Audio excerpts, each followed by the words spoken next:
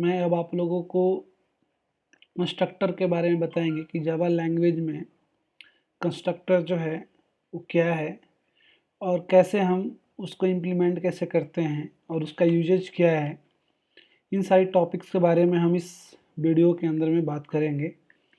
पिछले वीडियो में आपने मेथड ओवरलोडिंग के कंसेप्ट को समझा था। अब हम आपको इस वीडियो में कंस्ट्रक्टर के बारे में बताएंगे। सबसे पहला चीज़ है कि व्हाट इज़ कंस्ट्रक्टर। तो कंस्ट्रक्टर जो है आपका जस्ट लाइक सिमिलर टू एक मेथड ही है, मेथड से डिफरेंट नहीं है, क्योंकि कंस्ट्रक्टर भी ब्लॉक ऑफ कोड्स होता है, ब्लॉक ऑफ स्टेटमेंट्स होता है that perform some specific task. जैसे मेथड जो है आपका ब्लॉक ऑफ स्टेटमेंट होता था और वो किसी पर्टिकुलर टास्क को परफॉर्म करता था। उसी तरह से आपका कंस्ट्रक्टर भी है जो ब्लॉक ऑफ कोड होता है और किसी पर्टिकुलर टास्क को परफॉर्म करता है। लेकिन मेथड और कंस्ट्रक्टर के अंदर में बेसिक डिफरेंसेज आप यही समझ सकते हैं कि मेथड्स जो है हमारा क्रिएट जो करते हैं उसको हम लोग किसी स्पेसिफिक टास्क के लिए डिफाइन करते हैं, डिफरेंट टास्क को उसके अंदर डिफाइन करते हैं और उसको हम लोग ऑब्जेक्ट के हेल्प से कॉल करते हैं।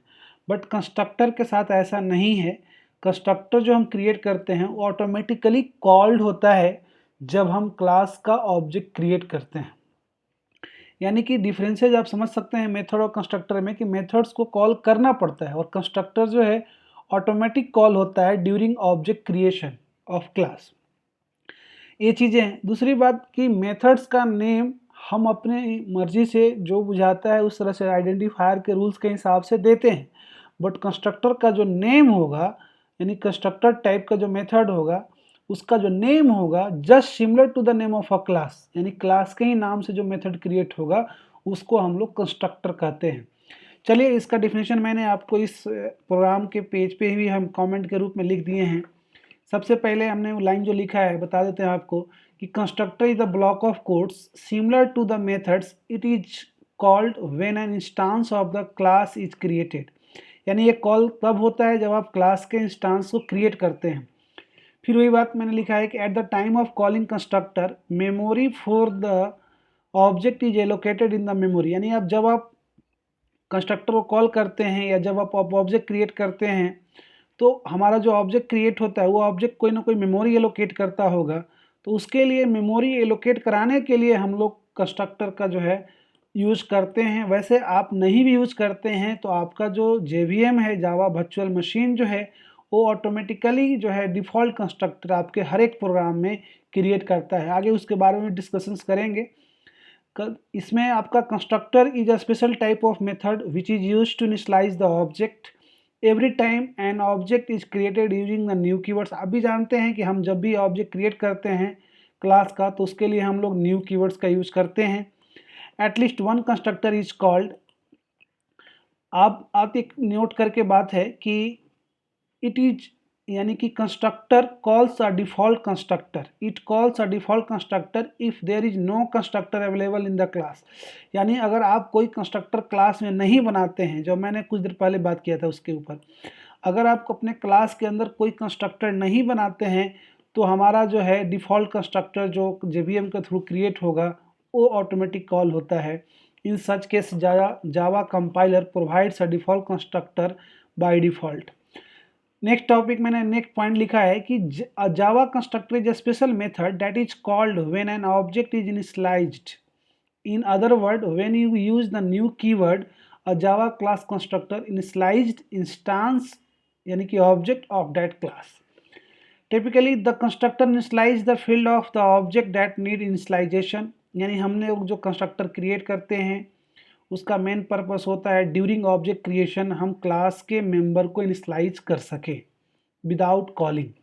Constructor is use to initialise the object. The constructor is called when an object of class is created. The purpose of constructor is to initialize the object of a class, while the purpose of method is used to perform a task by executing Java codes. दोनों में differences है constructor और methods के साथ। एक note करके मैंने point लिखा है कि constructor can not be abstract, final, static and synchronised while method can be. यानी कि कंस्ट्रक्टर जो होता है वो एब्स्ट्रैक्ट नहीं टाइप का नहीं होगा, फाइनल टाइप का नहीं होगा, स्टैटिक टाइप का नहीं होगा, जबकि मेथड हमारा ऐसा हो सकता है। Constructor do not have return type, यानी आप कंस्ट्रक्टर के साथ रिटर्न टाइप का कंसेप्ट यूज नहीं करेंगे, जैसे आप मेथड के साथ यूज करते थे वॉइड शो, यहाँ पे नहीं लिख सकते हैं वॉइड शो, यहाँ पे सिंपल सा क्लास का नाम बस। एडवांटेज क्या है कंस्ट्रक्टर क्रिएट करने का आपका? तो advantage of constructor, first advantage मैंने लिखा है कि constructor eliminate placing the default value, आपको एलिमिनेट कर देता है जो डिफॉल्ट वैल्यू आप प्लेस करते हैं उसको। Constructor eliminate calling the normal method implicitly, यानी मेथड को कॉल करने का जो तरीका है उसको एलिमिनेट करता है। कुछ रूल्स हैं जिसको फॉलो करना है आपको कंस्ट्रक्टर क्रिएट करने के लिए, आप इस पे ज़्यादा फोकस करेंगे। फर्स्ट रूल है कि constructor name must be the same as its class name, यानी कंस्ट्रक्टर का नाम जो होगा क्लास के ही नेम से क्रिएट होना कंपलसरी है, मैंने पहले भी इसके बारे में बताया आपको। सेकेंड रूल है कि constructor must have no implicit return type, आप कंस्ट्रक्टर जब क्रिएट करेंगे तो उसके साथ आप return type, no return type का कंसेप्ट यूज नहीं करेंगे। आप जब कंस्ट्रक्टर क्रिएट करेंगे तो उसको अब्स्ट्रैक्ट या स्टैटिक या फाइनल कीवर्ड के साथ इंप्लीमेंट नहीं करेंगे। We can use the access modifier while declaring a constructor, यानी आप जब भी कंस्ट्रक्टर क्रिएट करेंगे तो उसके साथ आप पब्लिक प्राइवेट का कंसेप्ट का यूज कर सकते हैं। एक्सेस फायर के रूप में आप जो पब्लिक है, प्राइवेट है, प्रोटेक्टेड है, आप उसका यूज कर सकते हैं, क्योंकि ये तो एक्सेस लेयर को डिफाइन करता है, तो इसको यूज करने से कोई प्रॉब्लम नहीं है। अब हम लोग बात करते हैं हमारा कितने तरह के कंस्ट्रक्टर होते हैं, यानी कि how many types of constructor. तो there are two types of constructor, आपका दो तरह का कंस्ट्रक्टर होता है। एक डिफ़ॉल्ट कंस्ट्रक्टर होता है जिसके आप आर्गूमेंट्स जो होते हैं, जिसका जो आप पैरामीटर्स होता है वो इम्पटी रहेगा, तो आपका डिफ़ॉल्ट कंस्ट्रक्टर है। पैरामीटराइज कंस्ट्रक्टर जैसे आपका मेथड होता था उस तरह से भी है। तो हम एक एक करके देखते हैं। फर्स्ट ऑफ ऑल हम डिफ़ॉल्ट कंस्ट्रक्टर के बारे में जानेंगे, एग्जाम्पल के साथ इस चीज़ को समझेंगे कि हमारा जो है कैसे वो क्रिएट होगा। आपको पता ही है कि ये सारी चीज़ें जो है हम लोग क्लास के अंदर ही क्रिएट करना है, क्योंकि हम लोग क्लास के अंदर में ही जावा में हर चीज़ लिखते हैं। पहले हमने वहाँ पे हेडिंग दे देते हैं, यहाँ पे इसको कमेंट कर देते हैं क्योंकि ये एरर देगा आपका।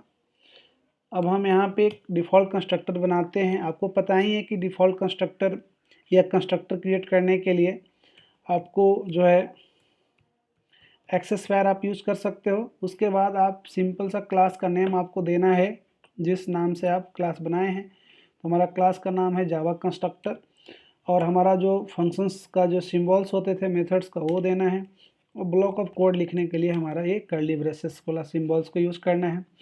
ये आपका डिफ़ॉल्ट कंस्ट्रक्टर है। इसी तरह से आप पैरामीटराइज कंस्ट्रक्टर बनाने का जो सिंटेक्स है आप उसको ऐसे फॉलो कर सकते हो। आप मैं उसको भी यहाँ इम्प्लीमेंट कर रहा हूँ, अभी कमेंट कर देते हैं इस लाइन को। इसको आपको सिमिलर जैसे आपने इसको क्रिएट किया है वैसे ही इसको भी क्रिएट करना है। थोड़ा सा बस बेसिक डिफरेंसेज आपको रखना है। यहाँ पे आपको कुछ पैरामीटर्स में कुछ वैल्यू जैसे आपको पास करना है आप कर सकते हो। जैसे एक वैल्यू हमने एन ले लिया या रॉ ले लिया, कुछ भी आप ऐसा ले सकते हैं। एक स्ट्रिंग टाइप का भी वैल्यू हम ले लेते हैं यहाँ पे। तो हमने यहाँ पे ये जो कंस्ट्रक्टर बनाया है जो आप देख रहे होंगे, इसको में अंदर में हम पैरामीटर के अंदर में दो वैल्यू पास किए हैं। एक इंटीजर टाइप का है हमारा, एक टाइप है उसका, और एक स्ट्रिंग टाइप का है। तो इस तरह का जो हमारा कंस्ट्रक्टर होगा वो पैरामीटराइज कंस्ट्रक्टर कहलाएगा, और जिसके अंदर कुछ भी नहीं रहेगा, सिर्फ इनपुट ही रहेगा, तो इस तरह के कंस्ट्रक्टर को जो हम लोग कहेंगे वो डिफ़ॉल्ट कंस्ट्रक्टर कहेंगे। शायद आप इस बात को समझ गए होंगे। चलिए इसको अब इम्प्लीमेंट करते हैं। इस कंस्ट्रक्टर के अंदर में हम सिंपल एक स्टेटमेंट प्रिंट कराते हैं, system dot out dot print LN लिख देते हैं हम यहाँ पे। यहाँ मैसेज दे देते हैं कुछ भी, आई एम डिफ़ॉल्ट कंस्ट्रक्टर। आप यहाँ पे एक मैसेज बस डिस्प्ले कराए हैं, और भी चीज़ें यूज़ कर रहेंगे, लेकिन अभी पहले हम उसको इम्प्लीमेंट करके उसको यूज़ करके देखते हैं एग्जांपल के रूप में। आप आप नेक्स्ट जो कंस्ट्रक्टर है आप उसमें देखेंगे। डिफ़ॉल्ट कंस्ट्रक्टर में मैं लिख देता हूँ कि आई एम, यानी कि कंपाइलर यहाँ जब आता है तो क्या देता है, पैरामीटराइज्ड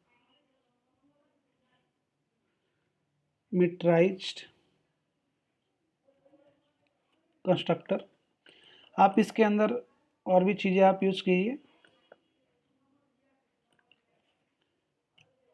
योर आईडी इज, आप यहाँ पे प्लस साइन यूज करके और जो वेरिएबल का जो नाम है n उसको आप रख दीजिए यहाँ पे।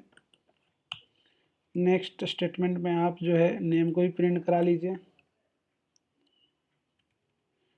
एंड योर नेम इज, आप कुछ भी नाम जो है वेरिएबल का उसको आप यूज़ कर सकते हो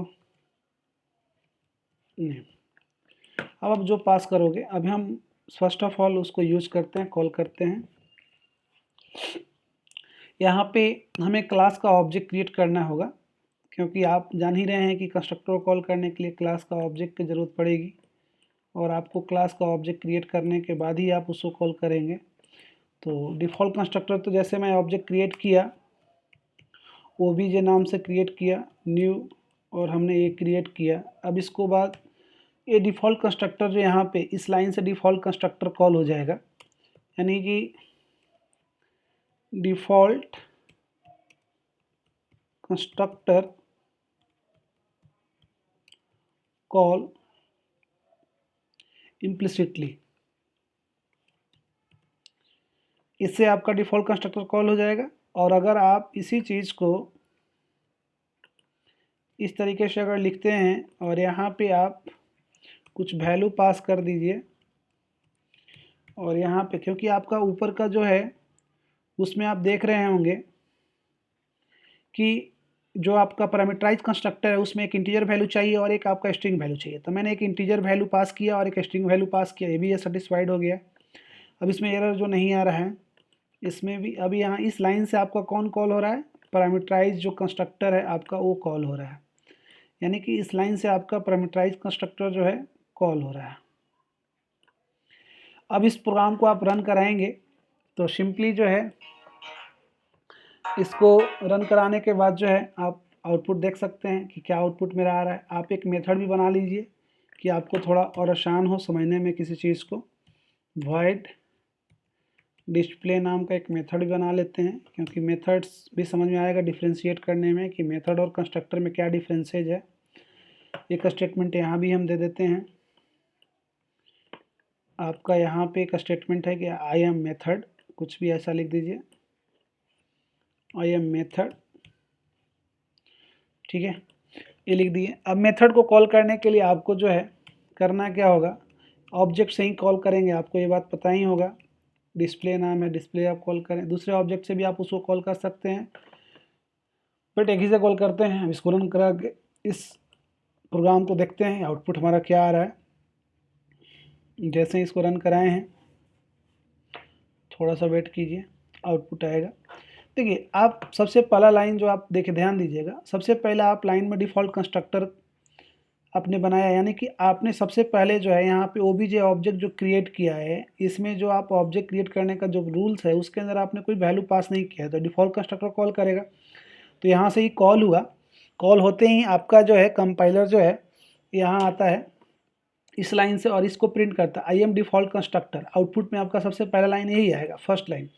फिर वापस आता है और ओबीजे डॉट डिस्प्ले को मेथड को कॉल करेगा। तो डिस्प्ले जो मेथड है उसमें लिखा हुआ आई एम मेथड, फिर उसको कॉल करने के बाद वापस आएगा और फिर आपका सेकंड जो कंस्ट्रक्टर है पैरामीटराइज कंस्ट्रक्टर जो आपने ऑब्जेक्ट क्रिएट किया OBJ2, इसके थ्रू आपका जो है ए लाइन जो है यानी ए स्टेटमेंट जो है स्क्रिप्ट करेगा, जिसमें आपका लिखेगा I am parameterise constructor, your ID is this and your name is this. आपका आउटपुट में यही था। देखिए I am default constructor first line है, आई एम मेथड आया, आई एम पैरामीटराइज कंस्ट्रक्टर आया, योर आईडी इज 12 आया and your name is Ravi आया। एक्चुअली हम जो इस प्रोग्राम में जो हमने लिखा है कंस्ट्रक्टर का यूज करके उसको टेस्ट करके हमने बेसिकली अभी रन करा भी लिया और सक्सेसफुली ये प्रोग्राम रन भी कर गया। लेकिन जो मेरा मेन जो गोल है कंस्ट्रक्टर क्रिएट करने का, वो क्लास के मेंबर को इनिशियलाइज करना ड्यूरिंग ऑब्जेक्ट क्रिएशन। ये मेन गोल है कि ड्यूरिंग ऑब्जेक्ट क्रिएशन हम क्लास के मेंबर को इनिशियलाइज कर सकें। तो अभी हमने इनिशियलाइज तो किया, बट प्रॉपर्ली डेटा को इनिशियलाइज कैसे करेंगे, उसके जो आपका प्रॉपर्टी होगा उसको कैसे इनिशियलाइज करेंगे, ऐड क्लास के एट्रीब्यूट्स को कैसे इनिशियलाइज करें। जब सपोज कीजिए आपके पास यहाँ पे इस तरह का एक डेटा है और दूसरा आपका इस तरह का एक डेटा है, यहाँ पे एफ नेम हमने उसका नाम दे दिया। ये दो आपका जो है एट्रीब्यूट्स है क्लास का, ये दो आपका क्लास का एट्रीब्यूट्स, एक इंटीजर टाइप का और एक स्ट्रिंग टाइप का। अब आप चाहते हैं कि ऑब्जेक्ट क्रिएशन टाइम में हमारा ये रोल इनिशियलाइज हो जाए, हमारा नेम इनिशियलाइज हो जाए, तो आप यहाँ पे ये डिफ़ॉल्ट कंस्ट्रक्टर में आप यहाँ पे सिंपली आप लिख दे देंगे रोल यूजर्स इनपुट भी आप ले सकते हो, ऐसा कुछ रिस्ट्रिक्शन नहीं है। स्कैनर के थ्रू आप यहाँ यूजर्स इनपुट आप ले सकते हैं 14, आप ऐसे इसको चेंज कर देंगे तो हमारा जो है वो वैल्यू चेंज हो जाएगा और हम उसको प्रिंट करा सकते हैं उसको मेथड के अंदर में। ठीक है, आप यहाँ पे एफ नेम जो लिखा हुआ है आप उसको भी यहाँ पे FNAME लिख दीजिए, आप यहाँ पे रंजन कर देते हैं। ये आपने क्या किया कि क्लास का जो इंस्टांस मेंबर है, डेट मीन्स क्लास का जो एट्रीब्यूट्स है, आपने उसको जो है कंस्ट्रक्टर के अंदर इनिशियलाइज किया। अब आप मेथड के अंदर आप चाहेंगे उसको यूज़ करना तो आप बिल्कुल यूज़ कर सकते हो, कोई रिस्ट्रिक्शन नहीं है आपको उस लाइन में। आप सिंपली यहाँ आ जाइए, यहाँ पे आप क्या है, आपका एक रोल है ना, रोल इज, आप यहाँ पे रोल को प्रिंट करा लीजिए प्लस रोल। सेकेंड लाइन आपका है नेम को प्रिंट करा लीजिए आप इसी के अंदर में, फर्स्ट नेम इज, इसके बाद आप वेरिएबल्स जो आपका जो नाम है उसका प्रिंट कराइए, उसका नाम क्या है आपका एफ नेम, आप ये लिखें। अब आप इस प्रोग्राम को रन कराइए तो जो आपने कंस्ट्रक्टर के अंदर इनिशियलाइज किया है ना वही वैल्यू आपका यहाँ पे डिस्प्ले होगा। आइए मेथड के अंदर में के बाद देखिए, फिर से इसको रन कराते हैं हम। आप देख रहे होंगे I am default constructor, I am method, roll is 14, आपने जो वैल्यू वहाँ पे कंस्ट्रक्टर के अंदर इनिशियलाइज किया था ये वो आपका यहाँ पे आउटपुट के रूप में आपका आ गया। फर्स्ट नेम इज रंजन आपने दिया था, यहाँ पे रंजन भी आ गया। ये मेथड्स के अंदर आपका ये पार्ट को स्क्रिप्ट किया इस चीज़ को। देन आफ्टर आपका फिर ये यहाँ कंप्लीट करने के बाद टास्क आपका पैरामीटराइज कंस्ट्रक्टर पास गया और फिर ये प्रिंट किया I am parameterise constructor and your ID is this and this. तो इस तरीके से आप जो है ना आप कंस्ट्रक्टर का यूज़ कर सकते हैं। बहुत सारा एग्जाम्पल होगा, डिफरेंट तरीके से दिया जा सकता है। मैंने आपको कोशिश किया इस वीडियो में 2 तरीके से कंस्ट्रक्टर को समझा सके और समझाया भी, आपने देखा भी, यूज भी किया। तो हम मेनली कंस्ट्रक्टर का मेरा यूज यही है कि हम ड्यूरिंग ऑब्जेक्ट क्रिएशन क्लास के मेंबर को इनिशियलाइज कर सके ड्यूरिंग ऑब्जेक्ट क्रिएशन। तो ये काम हम करना अगर चाहेंगे तो हम ये काम अपना कंस्ट्रक्टर से ही कर सकते हैं। तो इसलिए हम लोग अपने प्रोग्राम में कंस्ट्रक्टर का जो यूज़ करते हैं। Thank you for watching this video. अगर आपको ये वीडियो अच्छा लगा हो और हेल्पफुल लगता है तो आप इस वीडियो को लाइक कीजिए और मेरे चैनल जो है उसको सब्सक्राइब कर दीजिए, शेयर कर दीजिए। धन्यवाद।